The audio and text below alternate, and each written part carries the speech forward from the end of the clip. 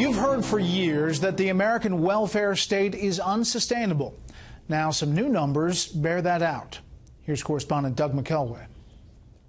The dry language of the Census Bureau September report belies what some fear is a ticking time bomb of a federal government that's facing a looming crisis in health care and other insurance costs.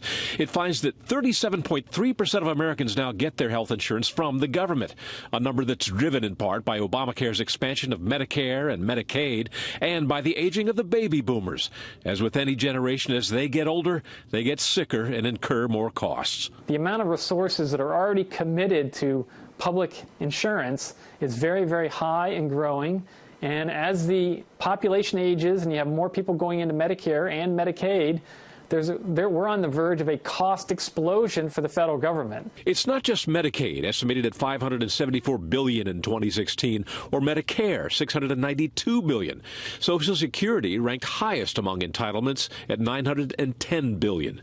Into the future, Medicare faces close to $50 trillion in unfunded liabilities, and that doesn't factor in the threat of rising interest rates.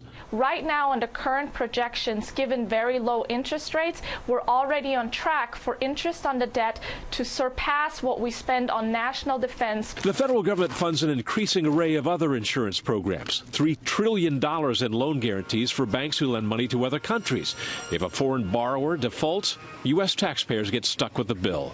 The National Flood Insurance Program is over $25 billion in debt and continues to insure properties that have been destroyed by storms again and again. The National Flood Insurance Program actually makes the devastation caused by hurricanes such as Harvey and Irma much worse, because it encourages, through subsidies, for people to build in flood-prone areas and continue rebuilding in those areas. And so we end up having too many homes in areas where it should never be built, only because the federal government is subsidizing this activity. There is also government mortgage-backed securities, which helped precipitate the financial crisis of 2008.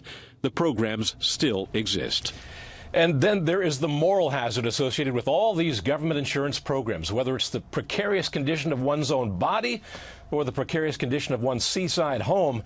Human nature suggests that people are less inclined to make good choices knowing that taxpayers will foot the repair bills for bad choices. Brett? We'll have more on the cost of spending. Look here on Special Report. Thanks, Doug.